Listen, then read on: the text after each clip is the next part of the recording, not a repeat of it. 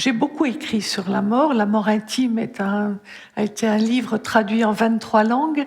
Et puis, ces derniers temps, je me suis dit, il y a une question dont personne ne parle, qui est extrêmement taboue.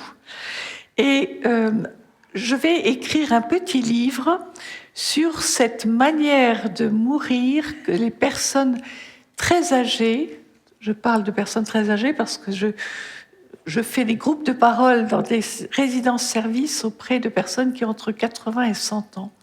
Ces personnes très âgées, je parle avec elles de la mort et je leur demande quelles sont leurs questions, quels sont leurs désirs.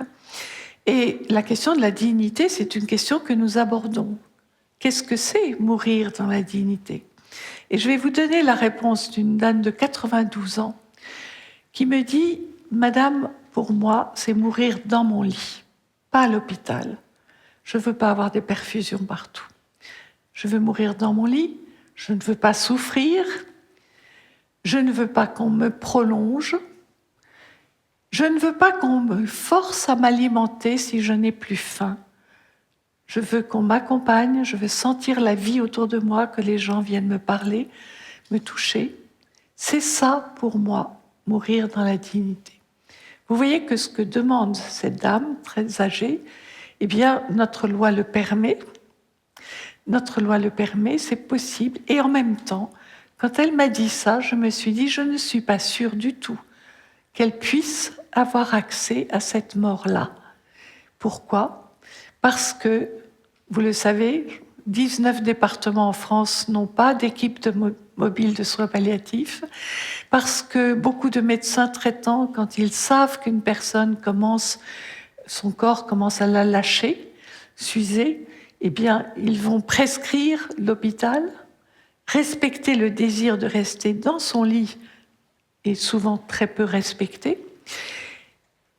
Vous savez aussi que la mort est très médicalisée, donc elle ne refuse, cette personne, la médicalisation de la mort, et elle a cette phrase qui est une phrase que j'ai souvent entendue chez les personnes âgées: « Je veux qu'on respecte mon refus de m'alimenter le jour où ça arrivera. » Et donc, ce petit livre, La mort sereine, est un livre que j'ai écrit pour parler de cette façon très particulière de mourir de personnes très âgées qui ne sont pas malades, qui arrivent à un degré d'épuisement du corps où le corps n'a plus aucune énergie.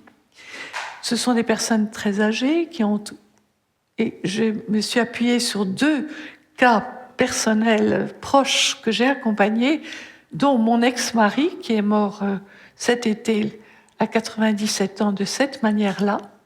Donc je sais de quoi je parle. Ces personnes, à un moment donné, leur corps, ce sont souvent des personnes grabataires qui ne se lèvent plus depuis longtemps. Leur corps les lâche. Il n'y a plus de force, plus d'énergie. Ils sont épuisés. Et surtout, ce sont des personnes qui ont le sentiment d'arriver au bout de leur vie. Elles disent « j'ai fait ma vie ». Et ce sont des personnes qui ne sont pas malades. Et ces personnes, à un moment donné, elles n'ont plus faim, elles n'ont plus soif. Ce que m'a appris un médecin qui intervient dans mon livre, le docteur Gomas, c'est que nous avons tous dans le cerveau quelque chose qui déclenche la faim et la soif. Nous allons avoir bientôt l'apéritif ensemble.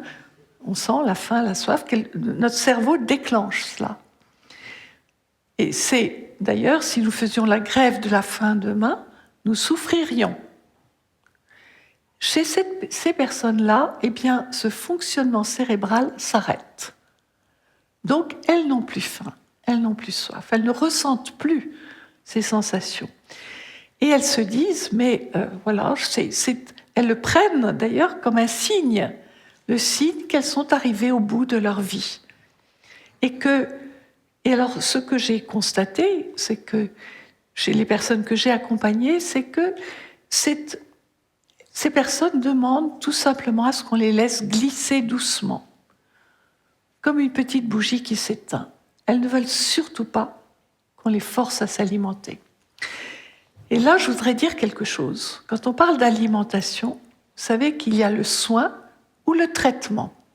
Le soin, c'est quand une personne ne peut plus s'alimenter parce qu'elle n'a plus de force dans la main, donc elle ne peut plus tenir une cuillère qui approche sa bouche, et donc le soignant, l'aidant, va approcher la nourriture. Elle va ouvrir la bouche, prendre ce qu'on lui donne, c'est un soin. Mais il y a des personnes qui, quand on approche la cuillère, lèvres serrées, elles disent non. Et même des personnes qui n'ont plus de facultés cognitives, des maladies d'Alzheimer font cela. On serre la bouche, ces personnes nous disent quelque chose, elles n'ont plus faim. Elles ne veulent pas qu'on les force. Ça, c'est très important de le comprendre. Et chez ces personnes, ce que j'ai observé, c'est que ce constat, mon corps me lâche, mon corps s'use, je n'ai plus faim, je n'ai plus soif, eh bien, c'est un constat qui est accompagné d'une certaine sérénité. Ce sont des personnes qui se disent, j'ai fait ma vie, je suis au bout, maintenant je veux juste m'éteindre. On me dit, c'est une forme de suicide. Non, ce n'est pas une forme de suicide. Quelqu'un qui refuse de s'alimenter et de boire ne se suicide pas. Parce que le suicide, et je suis bien placée pour le savoir, c'est un acte, parce que j'ai eu des personnes dans ma famille qui se sont suicidées, c'est un acte violent, radical, où on saute la vie. Là, il s'agit de laisser faire le corps qui justement n'a plus faim, n'a plus soif, s'épuise et va tout simplement s'éteindre. Ce n'est pas un suicide, c'est un consentement à mourir. C'est pour ça que le sous-titre, c'est « Dignité d'une fin consentie ». Et les personnes qui sont dans cet état d'esprit sont sereines. Elles ont fait leur vie. Elles sont sereines, elles demandent juste à ce qu'on respecte cela, qu'on respecte le temps du mourir. Certaines vont mettre un peu plus de temps que d'autres. En général, d'ailleurs, les médecins disent que c'est parce qu'elles continuent à boire un tout petit peu. Ce que je veux dire et ce que je dis dans les livres et que les médecins valident, c'est qu'on ne souffre pas. Ce n'est pas douloureux de mourir comme ça. Or, dès que j'en parle, tout le monde me dit « mais c'est horrible ce que vous racontez, comment mourir de faim et de soif ?» Mais elles n'ont plus la sensation de la faim, elles n'ont plus la sensation de la soif. Voilà une manière de mourir dont j'ai voulu parler et qui, je trouve aussi, a une dimension spirituelle. Parce que les personnes qui s'engagent là sont des personnes, d'abord, qui sont sereines. Elles vont vers la mort, dont elles parlent généralement comme... Elles ne sont pas toutes croyantes, mais elles savent que c'est la porte vers un au-delà. Toutes ces personnes ont le sens de l'au-delà. Et ce sont des personnes qui transmettent aussi quelque chose sur cette manière, je dirais, courageuse de ne pas demander à un autre de s'impliquer dans un suicide. Parce que vous voyez, ces personnes-là, elles ne veulent pas demander à quelqu'un d'autre de leur donner la mort. Et c'est ce courage de ne pas impliquer autrui que je trouve qui mérite, qui a une dimension, à mon avis, spirituelle. Voilà ce que je voulais vous dire. Je l'ai écrit pour qu'on respecte cela, parce que ce n'est pas toujours le cas, ni pour les familles, ni pour les soignants, parce que c'est accepter que l'autre, effectivement, passe de l'autre côté.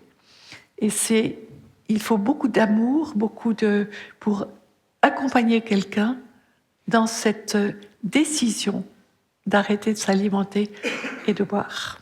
Voilà. Merci.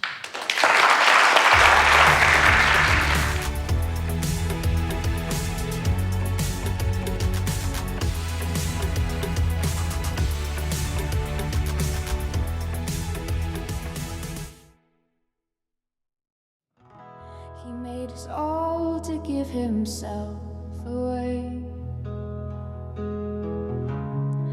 Endless love, our dark